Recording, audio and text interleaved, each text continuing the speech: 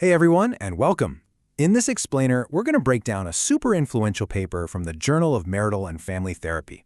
And it's all about closing this big gap between what therapists know about social issues and what they actually do about them in the therapy room. So the paper's authors, that's Carmen Knudsen-Martin, Teresa McDowell, and J. Maria Bermudez, they kick things off with this really foundational statement. I mean, it's a pretty widely accepted idea in the field, right? A person's problems don't just exist in a vacuum. Nope. They're all tied up in the world around them. And this is the million-dollar question that drives their entire paper. You know, it's one thing to be aware of big issues like racism or sexism or economic inequality, but it's a completely different ballgame to have a clear, practical roadmap for actually addressing them in a therapy session. Okay, so let's dive into this. Here's our game plan for breaking down their argument. We're going to start with the problem they identified, then introduce their core solution, look at the practical framework and guidelines they offer, see it all in action with a case study right from the paper, and then wrap up with the bigger picture implications for the whole field. First up, the authors pinpoint what they call the knowing-doing gap. This is the core problem they are really trying to get at and solve. So here's the argument from the paper. Even though most therapists would say, yeah, of course sociocultural experience is fundamental, they often really struggle to turn that knowledge into real, effective interventions. There's this disconnect, this gap, between knowing and doing. So what's their solution? Well, the authors propose a pretty fundamental shift in thinking, and they root it in the work of the famous anthropologist Gregory Bateson. They call for a move towards something called third-order change. Okay, this is really cool. This slide breaks down Bateson's levels of learning. So first-order change, that's just a simple behavioral tweak. Second-order change, and this is where a lot of family therapy operates, is about changing the patterns, the rules of a relationship. But third-order change, that goes a whole level deeper. It's about questioning the entire system that creates those rules in the first place. Now, to help make this idea really stick, our team generated this analogy based on the author's concept. Think about a board game. First-order change is just making a different move. Second order is changing one of the rules of the game. But third-order change, that's stepping way back and asking, hang on, why are we even playing this game? Who made up these rules? And what other games could we be playing that might be more fair for everyone?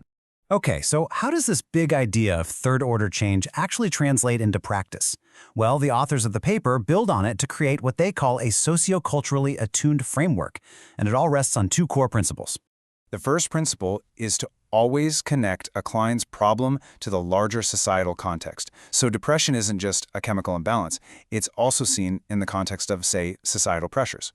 The second is a direct analysis of power, really looking at how things like privilege and oppression show up, not just in the family's dynamics, but even in the therapy room itself. And this is where the theory becomes a real toolkit. The authors give us 6 practical transtheoretical guidelines. And what that means is they can be used with pretty much any therapy model, which is super useful. This is how you put the framework into action. The paper lays out these 6 guidelines, which you can see right here. They create a really logical path, right? It starts with Guideline 1, Attuned to Context and Power, which is all about awareness. Then it moves through steps like Name Injustice and Intervene in Power Dynamics, all the way to Guideline 6, Transform to Make the Imagined Real, which is about taking concrete action. It's a roadmap from seeing the problem to co-creating a solution. The authors really stress that this first step, attunement, is so much more than just intellectual understanding. It's about a therapist being able to emotionally connect and really resonate with what it feels like for a client to live inside their specific sociocultural reality. Now, to show how this all works in the real world, the authors give us a detailed case study of a family they call the Smiths. Let's take a look. So here's the family as described in the paper. We have Roy, who's a white man unable to work because of a disability. His wife, Rochelle, is a black teacher who also has her own health issues. They've got 3 kids, and they came to therapy because they felt the kids were just out of control.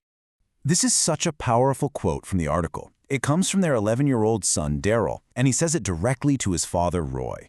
Wow, that one sentence just cuts right to the heart of the family's power dynamics and the massive, unfair burden being placed on Rochelle. And this just brilliantly illustrates the totally different worlds Roy and Rochelle were living in. The therapist helped them see that their conflicts weren't just personal disagreements. For instance, the article points out Rochelle's fear of the police was deeply rooted in her experience as a black woman, a fear that Roy, as a white man, just didn't share or even understand. And he, in turn, felt completely diminished by societal ideas of masculinity because he couldn't work. So throughout this case study, we see the therapist, Eduardo, just masterfully applying the guidelines. He names the injustice of Rochelle carrying the entire family's emotional and physical load. He intervenes directly in their power dynamics, pushing Roy to really listen and take responsibility. And that helps Rochelle feel truly seen and validated, maybe for the first time. Finally, the authors zoom out to talk about what all this means for the entire field of therapy. What are the big implications here? So the crucial point the authors are making here is that this whole framework completely reframes the purpose of therapy. It's not just about fixing one person's problem anymore. The therapy room actually becomes a place where societal injustices can be challenged and where more equitable ways of relating can be built. This turns therapy itself into a form of social action. And this concluding quote from the paper really captures their ultimate goal. They're not just offering a new technique or a little add-on. They are calling for a massive paradigm shift, a true third-order change in the entire field of family therapy. And that leaves us with the final question to think about. By applying this framework, we're kind of invited to think about our own lives, right? What might happen if we stopped seeing our struggles as purely personal failings and started seeing them as responses to the larger systems and rules, the societal games that shape all of our lives? It's a pretty powerful thought.